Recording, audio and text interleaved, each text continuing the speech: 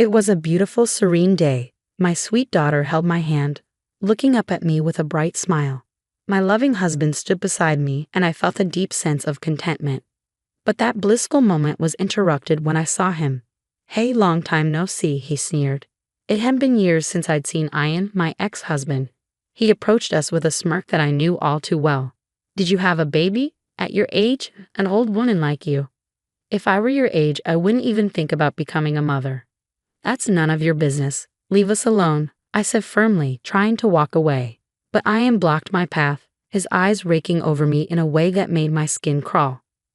Then, as if he couldn't hold it in any longer, he burst into cruel laughter. "You're old, you know that? How disgusting. And you," he said, turning to my husband, "you're her new husband.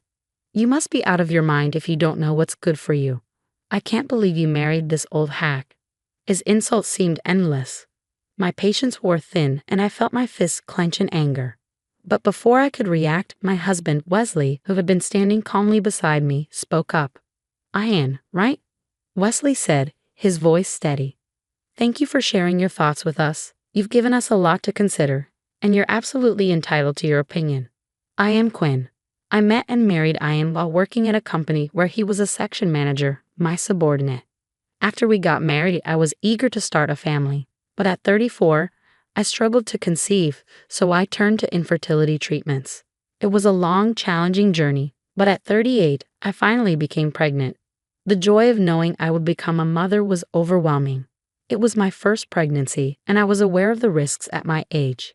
Still, I juggled work and preparing for the arrival of our child with determination and hope. I had countless worries, but the joy and happiness of finally carrying the child I had long dreamed of outweighed them all. I was filled with anticipation, believing I would create a happy family with my child and Ian. But Ian wasn't as sure. Fertility treatments were expensive, and I spent most of my pre-marriage savings on them. The side effects often left me physically unwell, making it difficult to maintain the same workload I had before marriage. So I decided to change jobs.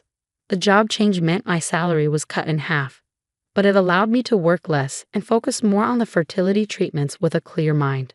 However, Ian grew distant. The truth was, Ian had been attracted to me because I was ambitious and earning well before we got married. There was no sign of marriage in my future at the time, and I was on the path to success at work. He noticed my financial stability, which was his main reason for marrying me. When I told him I wanted to have a baby and subsequently changed jobs to focus on the treatment, Ian was unforgiving. He couldn't accept the shift in our circumstances and the cost of the fertility treatments. Eventually, he handed me divorce papers and left. I was stunned at how quickly our marriage fell apart, but I knew I had to be strong for the child I was carrying. I had to raise her well, even on my own. I explained my situation to my company and worked tirelessly. With the support of my parents, I managed to give birth to my child. When I finally held my baby girl in my arms, I felt like the happiest person in the world. Tears of joy streamed down my face, but the only one happier than me was my new husband, Wesley. I had met Wesley as a business partner at my former company. We had a good professional relationship, and he was genuinely disappointed when I resigned. A while later, we crossed paths again at my current company, where we once again became business partners. Wesley knew about my struggles and was always kind and concerned about me. We had always thought well of each other, and it wasn't long before our connection deepened into something more personal. Before my daughter's birth, I remarried Wesley, and the next few years were filled with happiness. Wesley adored my daughter, Ruby, even though she wasn't his biological child. His care for her was almost overprotective. After I gave birth and fell ill, Wesley insisted that I take it easy. He took on most of the housework and cared for Ruby with a tenderness that showed just how much he cared for both of us. One day, we decided to take a walk in the nearby park. The weather was perfect, and Ruby fell asleep soon after we arrived. As we strolled through the park, I noticed a familiar figure walking ahead. My heart sank. I quickly took Wesley's arm, trying to steer us in the opposite direction, but it was too late. The person had already noticed us and was approaching with a smirk and a nasty smile. "Long time no see," he said. I recognized the voice immediately. "Ian, long time." "Did you have a baby?" he asked, his tone dripping with sarcasm. "Yeah. Got a problem with that?" No, I'm just wondering how an old woman like you could be a mother. That's none of your business. Leave us alone, I replied, trying to remain calm. But Ian blocked my way, his gaze sweeping over me with a look of contempt. Then, as if unable to hold back, he burst into cruel laughter. You're too old to be a mother. It's disgusting. His words seemed endless, and when he glanced into the stroller, his sneer deepened. Your kid, she's ugly just like you. Don't you dare say another word, I warned, my voice trembling with anger. I could tolerate insults directed at me, but when someone mocked my child, it was too much to bear. Ian narrowed his eyes in amusement as I took a step forward. Before I could say anything, he quickly shifted his gaze to the side, locking eyes with Wesley, who stood right beside me. I can't believe anyone would marry this old hag, Ian sneered, and she's got a kid with someone else too. Really, stop it, I snapped. It's got nothing to do with you. Ian ignored me, his smirk growing as he continued.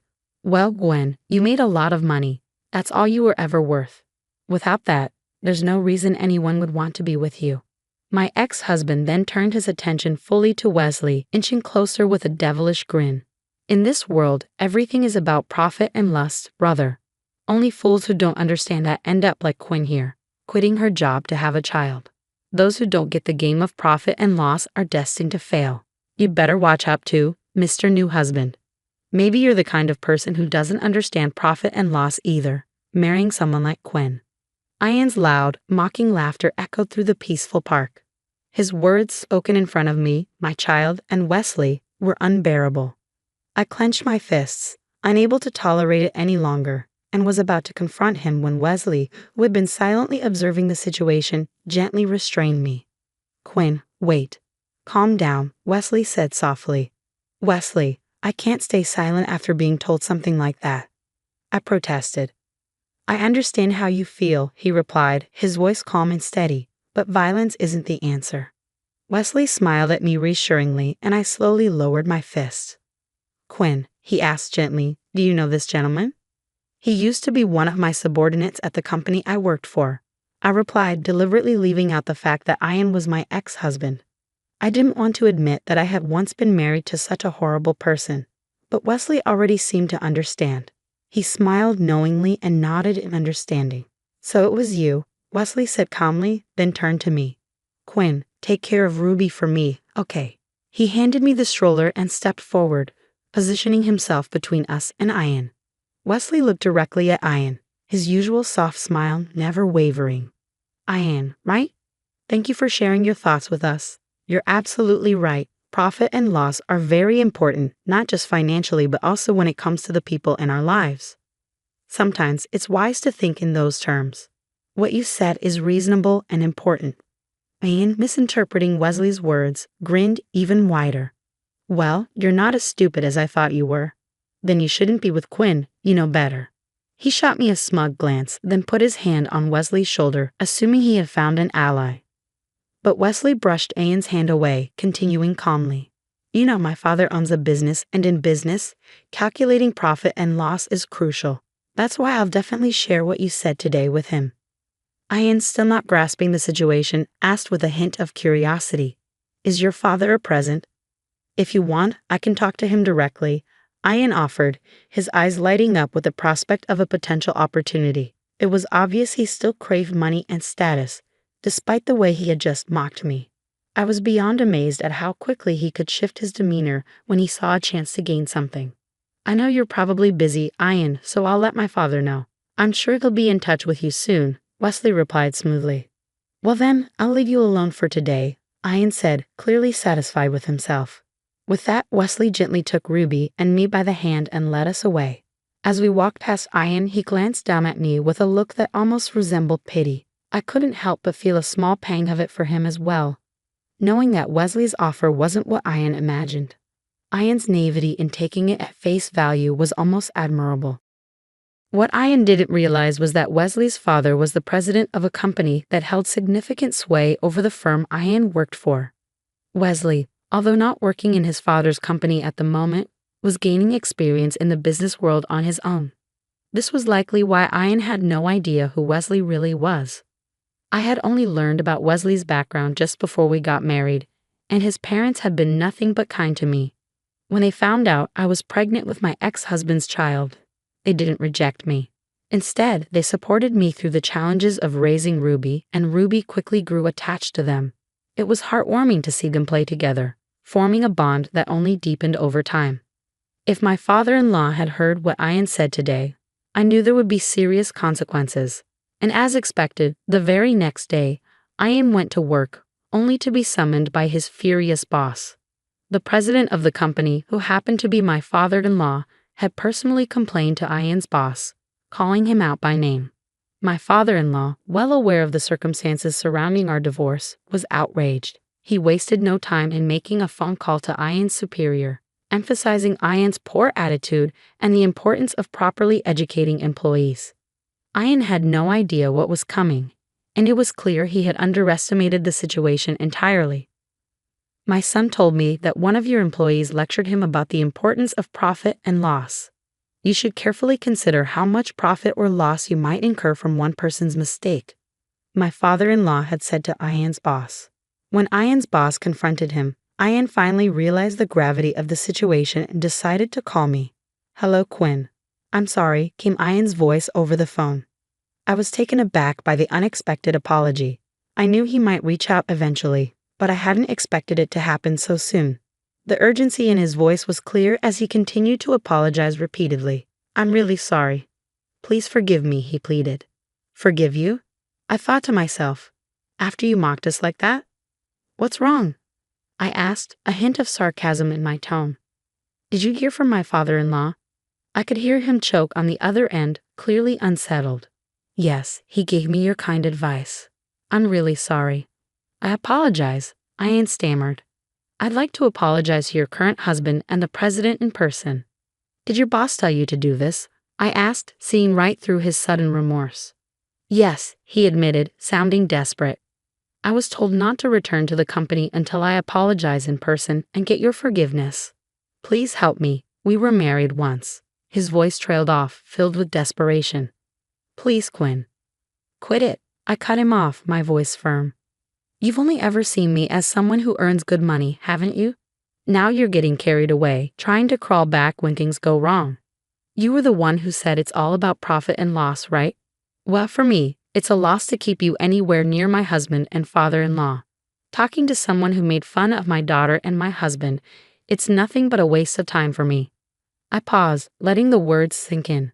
"So, if you understand, don't call me again." No, Ian's voice grew more desperate. But I hung up before he could finish. He had said countless horrible things to me over the years, and while I might not have said everything I wanted to, at least now, I felt a small sense of satisfaction. I could only imagine the panic Ian must be feeling at this moment. Not long after, rumors about Ian's behavior began to spread throughout the industry. He had always had a tendency to look down on others, and his reputation had never been good. When we worked together, I often found myself cleaning up his messes. But after I left, there was no one to cover for him anymore, and frustrations with Ian began to build both within his company and outside it. Then this incident happened. Ian's boss was furious with him. My father-in-law's company was one of their biggest clients. In the end, Ian couldn't stay at the company and ended up quitting. Now he was struggling to find a new job.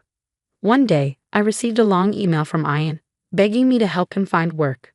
In one part of the email, he even wrote, "I know I said some terrible things, but I really love you, Quinn." How disgusting. I had heard rumors that after our divorce, Ian had started dating a much younger woman. But now, with no job and no prospects, he seemed lost, unable to find his way back to the life he once had. So she left him. It's true what they say, you get what you deserve.